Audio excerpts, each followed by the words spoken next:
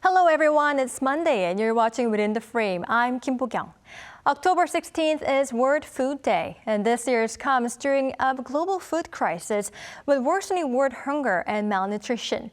Geopolitical conflict, the climate crisis, inequality, and economic instability are causing this global food crisis. And many global organizations that are concerned with hunger and food security are trying to tackle this issue, making sure fewer suffer from hunger.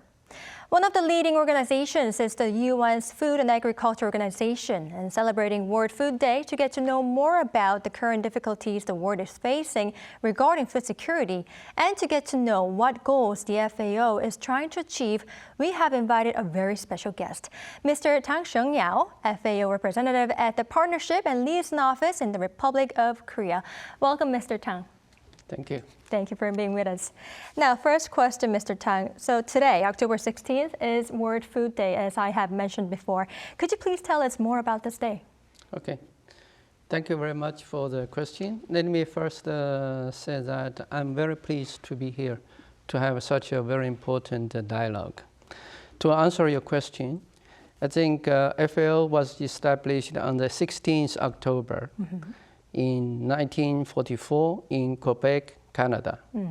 And in 1974, the UN established the World Food Day on the 16th of October.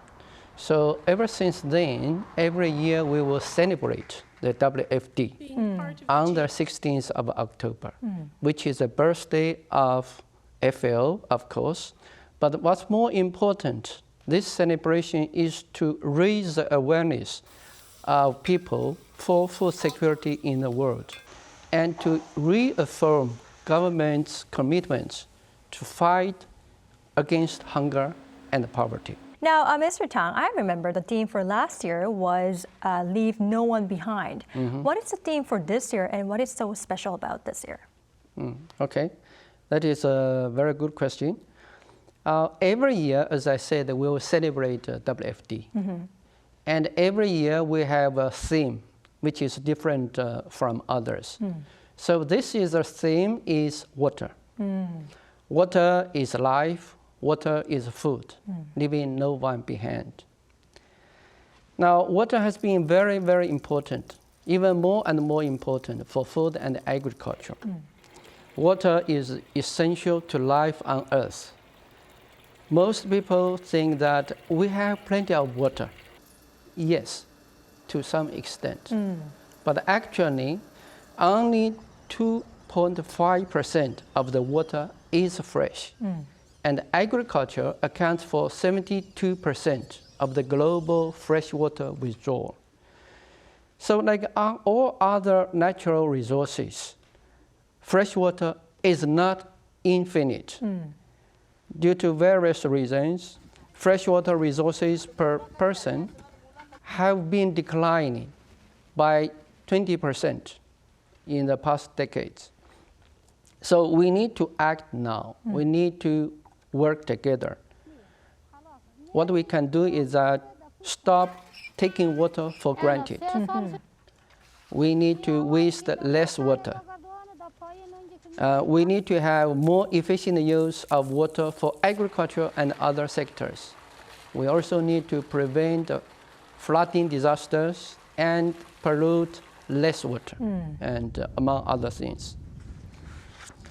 Now, this week, FAO is organizing the third World Food Forum worldwide, which is a youth-led movement and network to support transforming agri-food systems. My office, the FAO Partnership and Liaison office in RK, is organizing a WFF satellite event titled Guardians of Food Security, which will be also co-organized with the RK National Chapter, which will be on the 18th. And we would like to invite people who would like to join us. We have the online and also the on-site event. You are most welcome to join us if possible. Looking forward to it, Mr. Tang. So the focus for this year is water that is essential for just about producing every food. Before we get to specifics, Mr. Tang, I'd like to ask you what main role FAO plays. As I said before, there are several organizations worldwide. They are working to improve food security and eradicating hunger. What main role does FAO play? This is an interesting question. I actually thought about the role of FAO in addressing food insecurity and hunger. Now, I would think the main role of FAO is to lead international efforts to fight against hunger and poverty.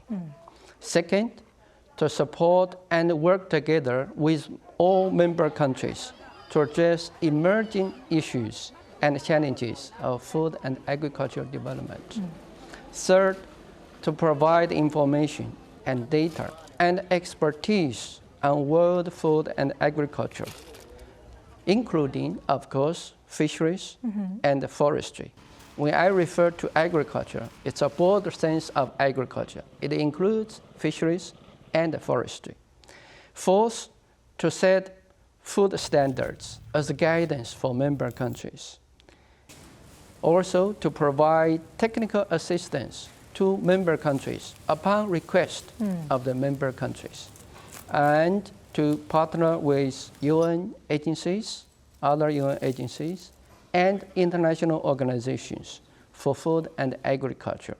So in one word, the core mandate and role of FAO is to address food security and nutrition to achieve a world free from hunger. All right, I see. I can see how many roles FAO is taking for the world to be without hunger. Now, Mr. Tang, I'd like to ask you about the FAO Partnership and Liaison Office in the Republic of Korea. And as far as I know, it had an operational launching ceremony in April 2021, which is quite recent. What were the expectations when the office was launched? Yeah, thank you very much for that question. And the FAO Partnership and Liaison Office in the Republic of Korea opened in 2019. And then we launched the operation 2 years ago, 2 years ago, in April 2021. Why did we establish the FAO PLO in our case? There are many reasons. I can give you a few. Now, first, FAO has been enjoying excellent partnership and cooperation with ROK since ROK joined FAO in November 1949. Second, ROK has been very successful in addressing hunger and poverty since the 1970s.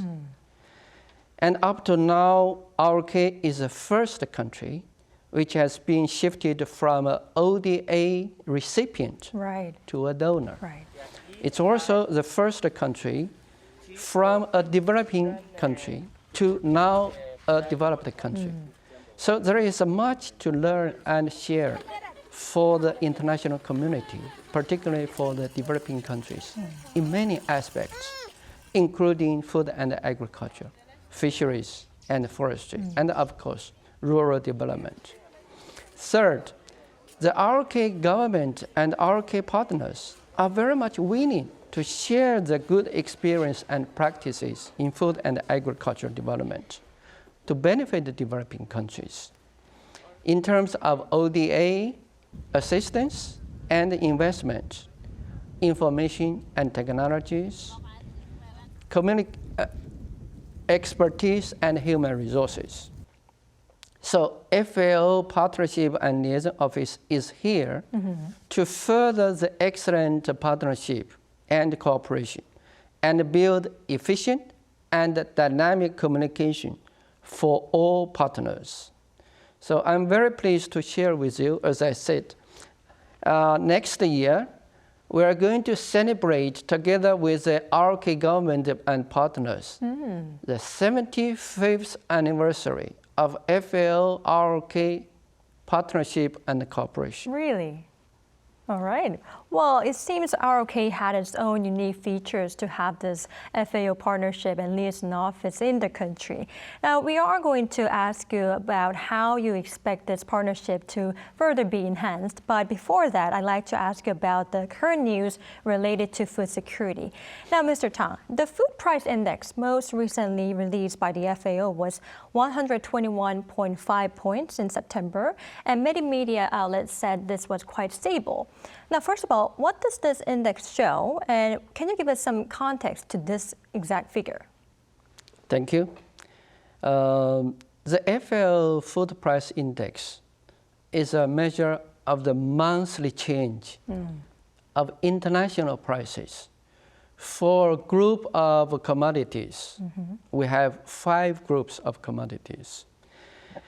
It consists of the average of the 5 commodity groups, also weighted by the average export shares of each of the groups over 2014-2016.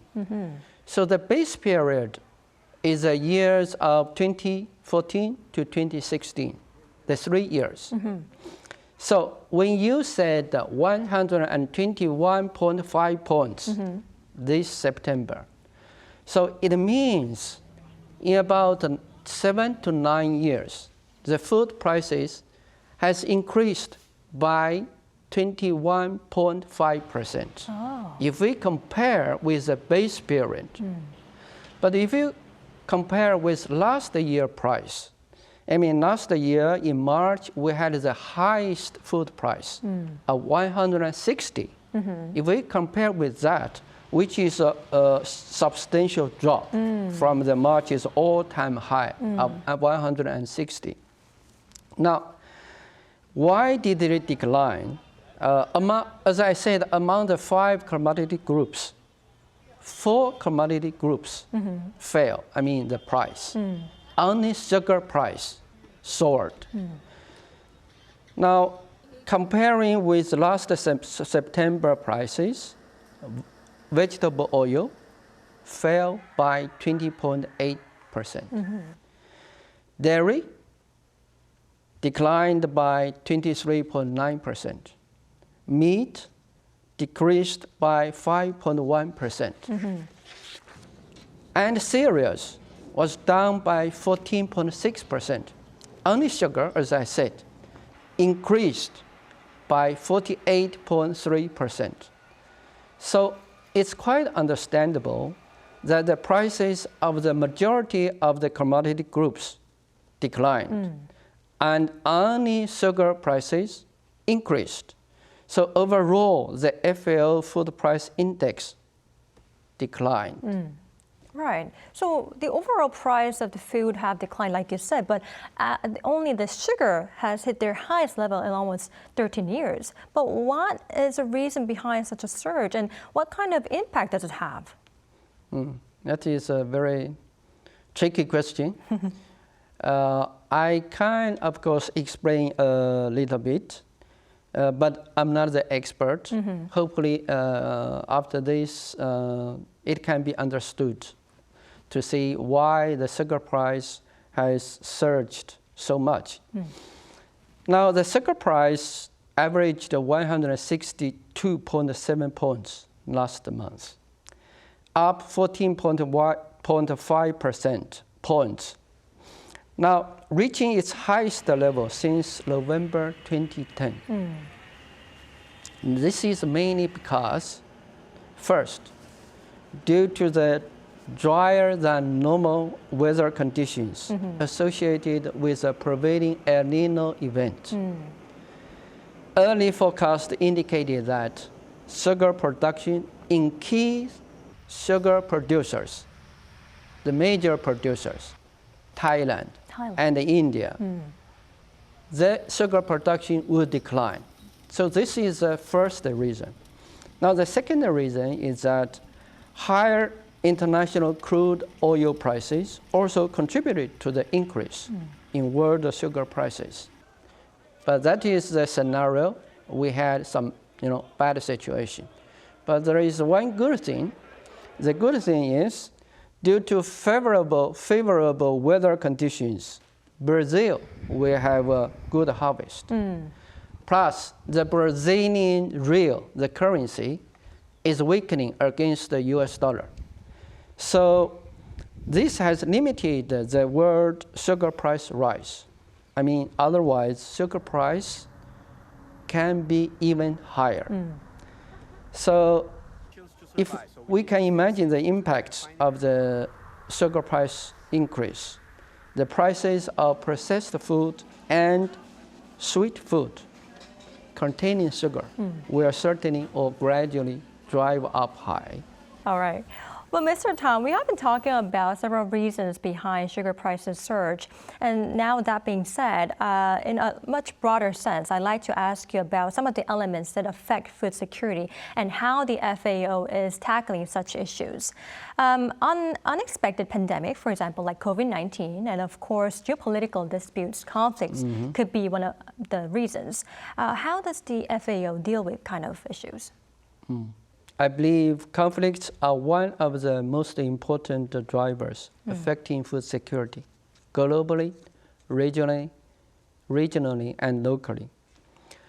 Usually, poor people and farmers, they suffer most from conflicts and war. Now, the magnitude of conflicts or war varies. Long-lasting conflicts can be very serious to food production and security. If conflicts involve big producers and exporters, this can be detrimental or very serious to the global markets. It may even lead to food crisis. In order to address the main challenges, FAO joins forces with member countries in many different aspects. Take the Ukraine-Russian conflict as an example. FAO, we convened a special council session in April 2022 for impact of the Ukraine-Russian conflict on global food security.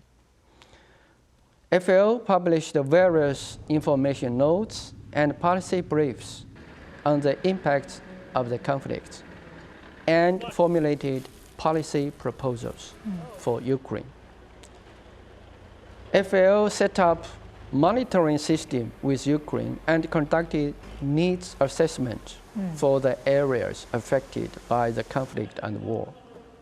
FAO also implements a multidimensional and innovative response program to sustain and restore agri-food systems at scale so that we could help the local farmers and also the local people there to address the food security problem, particularly food shortages. Thank you. Right. So geopolitical conflicts is one of the major issues that affect food security. But Mr. Tang, the climate crisis is also one of the major reasons. According to an intergovernmental panel on climate change report, the agricultural growth rate has decreased over the past 50 years. And also, if this continues, the report said that it is predicted the major cereal prices could increase by up to 23% by around 2050. How serious is this?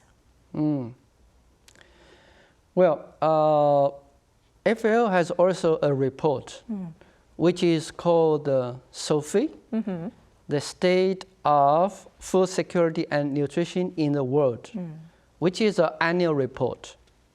According to SOFI 2023, 735 million people suffered from hunger last year, which was an increase of 122 million from 2019. 2.4 billion people faced food security problems, moderately or severely. 148 million children under the age of 5 years were starved. 3.1 billion people, which is about 42% of the world population, can't afford a healthy diet. Now, many factors are driving forces for food prices, which drives the food prices up and down. Global population growth, economic development, and urbanization have led to increased demand for food and quality food. People's shift in dietary preferences may also affect food prices.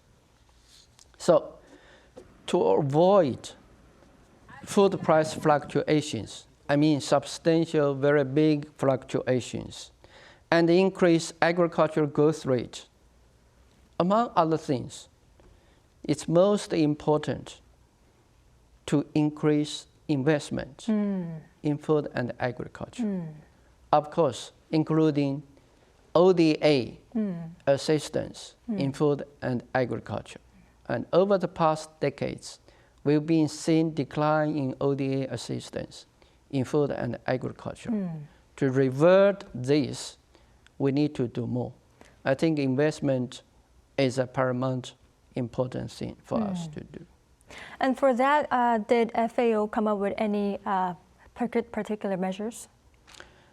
Yes, we do have, and we'll come back maybe later, and when we talk about some other things, and FAO is doing a kind of initiatives and try to bring developing countries and developed countries together to join a big gathering, a forum, so that they could find opportunities for investment.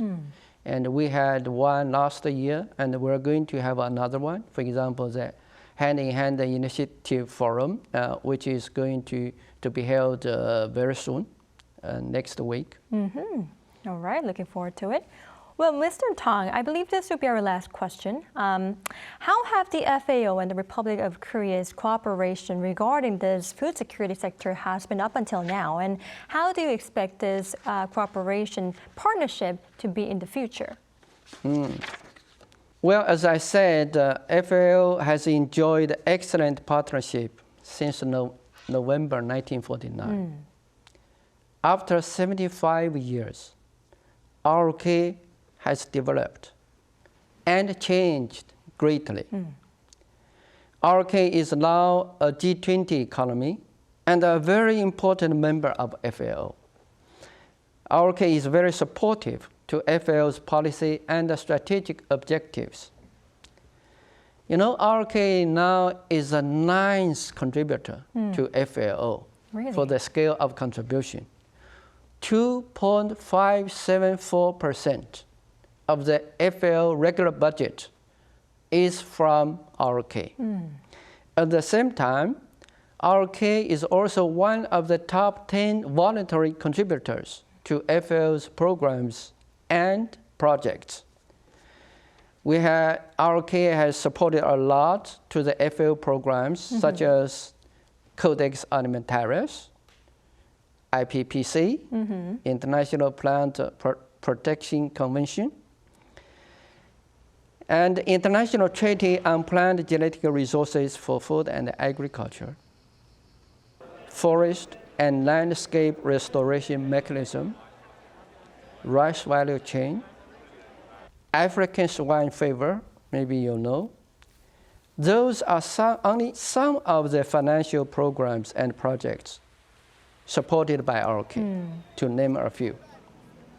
On the other hand, FAO has served as a strong partner for ROK in disseminating ROK's rich know-how, information, and technologies, including the good experience and practices. ROK sent 8 secondees to FAO to support formulation of guidelines for member states to address the emerging challenges for food and agriculture. For the future, we can do more and better. We need to continue to share good experience and practices of food and agriculture from ROK. We will certainly share the good stories of Salmo Undong, hope I pronounced correctly, smart farming, digital digitalization of food and agriculture, climate change response, agricultural adaptation and mitigation programs, sustainable fisheries and aquaculture, afforestation, and recently, very good control of the forest fire. So forest fire control. You may know that RK government is committed to double ODA Right. in the next 5 years. So this will give us a great opportunity to explore and expand our excellent partnership and cooperation. I believe RK was a good example in addressing hunger and poverty, and can be another good example in the future in sharing its good practice and experience to benefit developing countries to achieve no poverty and zero hunger, a world free from hunger. Finally, as you said, this is the last question, maybe. I'd like to take this opportunity, if you allow me, to express my sincere appreciation to the RK government and all the RK partners for their very strong support to FAO and the FAO Partnership and Liaison Office in the Republic of Korea, which is currently my office. As I told you, we are located in Seoul Global Center, Zhongro, Yes, Chungro which is the center of the center, Yes. which is very convenient. You can visit us by any transportation means, bus, underground, taxi, or whatsoever. So anyone who would like to visit my office, she or he is most welcome. All right. I thank you very much for the time you have spent for this very interesting dialogue. All right, Mr. Tang, I hope both FAO and Republic of Korea could continue to see this strong partnership. Now, unfortunately, this is all the time we have for today's edition. Mr. Tang, thank you for your time and insights. We really appreciate it. Okay, thank you very much, Kim Bo-gyung Nim. I really hope that we will have another time Yes. to elaborate about this excellent partnership and cooperation. I will visit I soon. really enjoyed the dialogue this afternoon, and thank you very much. Thank you. All right, this is all for Within the Frame tonight. We'll be back tomorrow with more in-depth stories. Thank you for watching, and goodbye.